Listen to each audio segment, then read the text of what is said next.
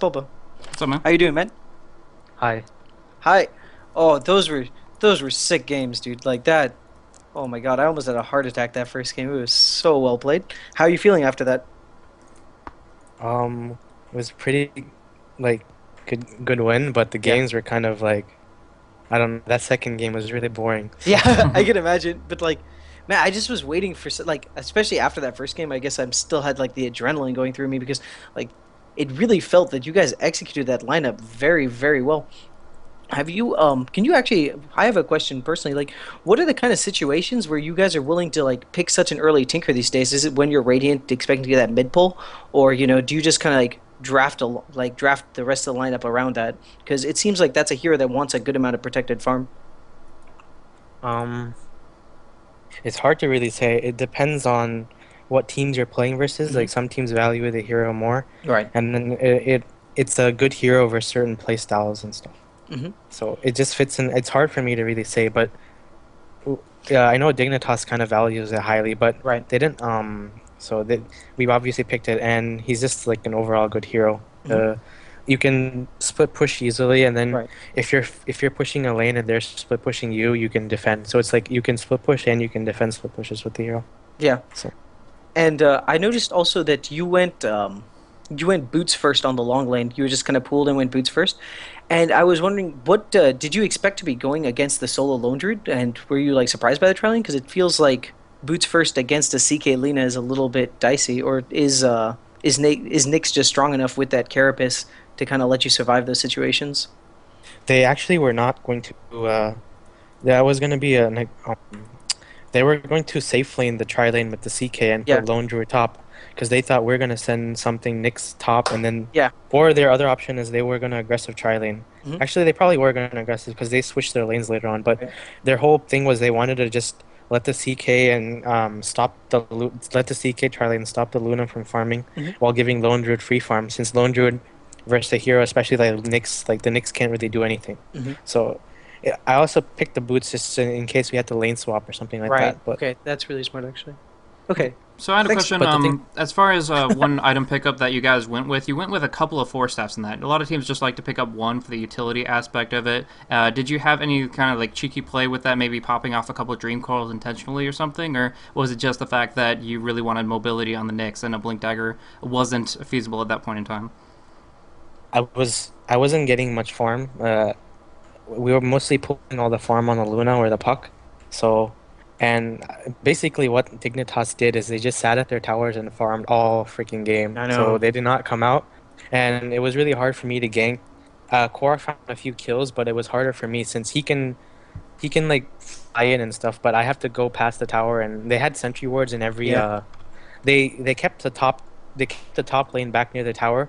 Their gyro was just farming mid, and then the lone druid was just farming bottom. So they were just farming they have like a three core strategy, Hmm. and their strategy just depends on having three heroes all evenly farmed up. Right. But instead, what happened that game was Lone Druid got all their farm Hmm. with the little bit of the gyro. Actually, it was gyro and Lone Druid together, while Luna got all of our farm off creeps and stacks, while the puck got farm off kills and creeps. So it was in the end, it was better for us since Lone Druid. I mean, the Luna just crushed their heroes late game because of how much of a lead he had. So. Yeah, I was actually and I have one more question, right? What are kind of the situations because we see Visage picked up, fairly consistently by Liquid, not, often, but when I think of that hero, right, I mostly think that, this is going to be a lineup that wants to nuke and have really short team fights, and that is kind of not the case when you have heroes like the Shadow Demon and the Luna who like really thrive in kind of these kind of long drawn out engagements. So do you know kind of like Fluff's insight into when he picks that hero? Because I mean, obviously it's strong in a tri lane, but like as the game goes on, I don't know. Actually, it's strong all game. I think it's Okay. early game it's strong, and then late game when you have enough mana, you can Right. Okay. maybe shoot out five of those things in a fight, and you Right. have Right. and at the end games like we always check the damage stats at the end of the game, and Hmm. the games where we have Visage, Fluff has like the highest damage count in the game. Really. So it's just because of the burst damage in the Hmm. fights, and it favors long drawn out fights. And our heroes that game like we just favor that kind of play style. So Right, you're definitely right. Like if the game does go long enough, right? Yeah, because I always when I play that hero, I'm so frustrated by the mana pool. But that's never played as like a five, right? Because you had Mike on the Shadow Demon that oh, time. I don't think you can play it as a you Yeah, can maybe play it as a 5, but he needs the early mana boots to yeah, be able to spam them. that's actually a For really sure, good for point. sure. Okay, thanks, dude. So I Yeah. have a question from one of our viewers in chat, Dahavik. He had a question about the pickup of the Midas first on Enchantress. Obviously, you probably had that mindset going on into it. You picked Enchantress for the fifth pick. Was that for the surprise factor of having that 20-minute scythe, or was there just the fact that you felt comfortable with going in as 3 or 4 heroes and let the Fluff just kind of AFK farm the jungle and make sure that he could pick up that big disable for Templar or whoever? If you notice, the way Dignitas plays is they really just have slip pushing cores and farming, so they don't really do much. As in, like obviously they're a good team and all, but they rely on just AUI farming up early, and they don't really move around on the map much.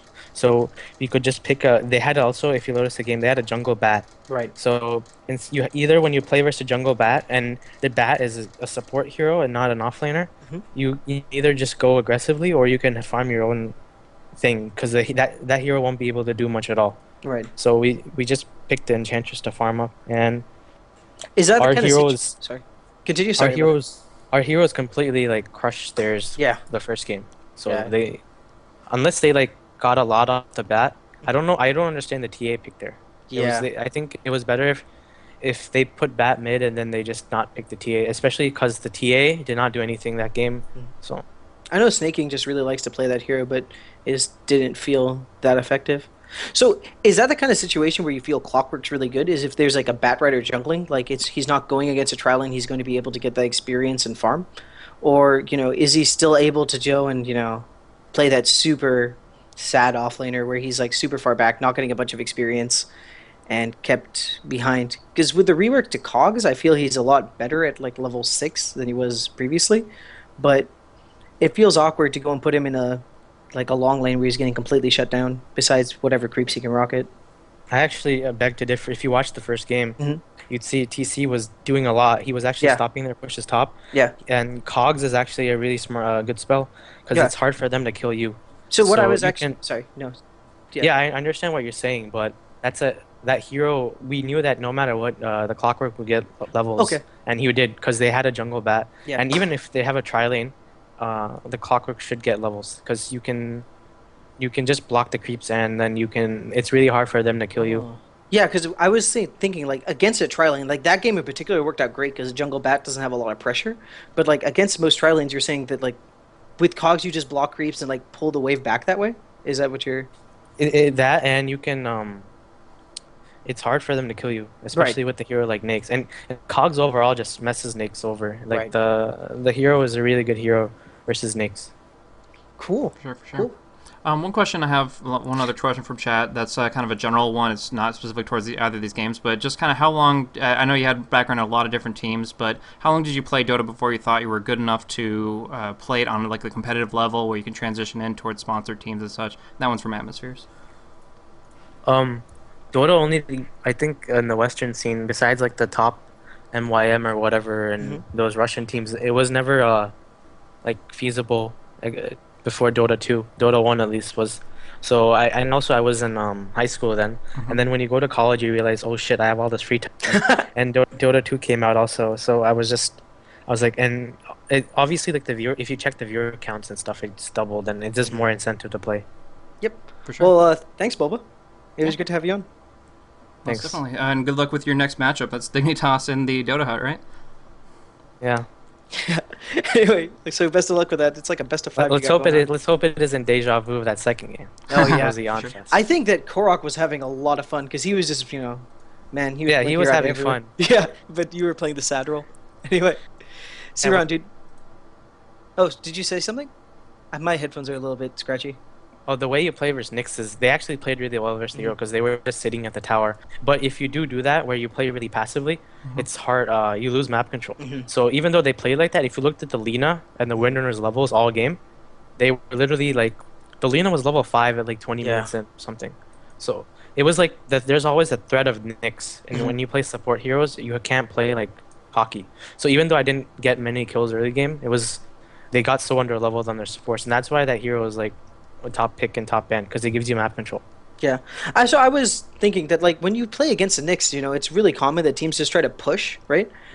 Is that kind of like so? Do you agree with that? Like, is that the way that Liquid be playing against the Knicks, or do you pick like a very heavy farmer and try to just kind of control the game that way and really slow down the pace of the game? I think that's a misconception. I think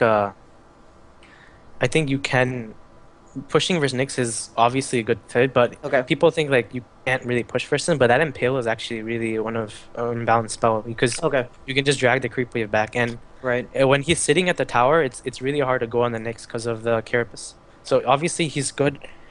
He's good in like he's bad in the sense where if you don't disrupt their farm early and they get levels and then they just cheese push you, like kind of what EG does with Cellabear and Beastmaster and stuff, it's not that good. But if you can disrupt it, and he's all about disrupting those pushes, Right. so it's there's always that it's high risk playing Right. versus Nyx where you have to do push strat because his burst damage is so high, Hmm. it's insane. Yeah, and everyone's kind of underleveled when you're going for a push strat because you're five groups, so Nyx is even more deadly to the support side. That makes a lot of sense. Man, I'm learning so many things, Bulba. Anyway, Thanks. yeah. So best of luck in your next games, dude. Thanks Okay, for coming thanks on, a man. lot. Okay, take care. Take care.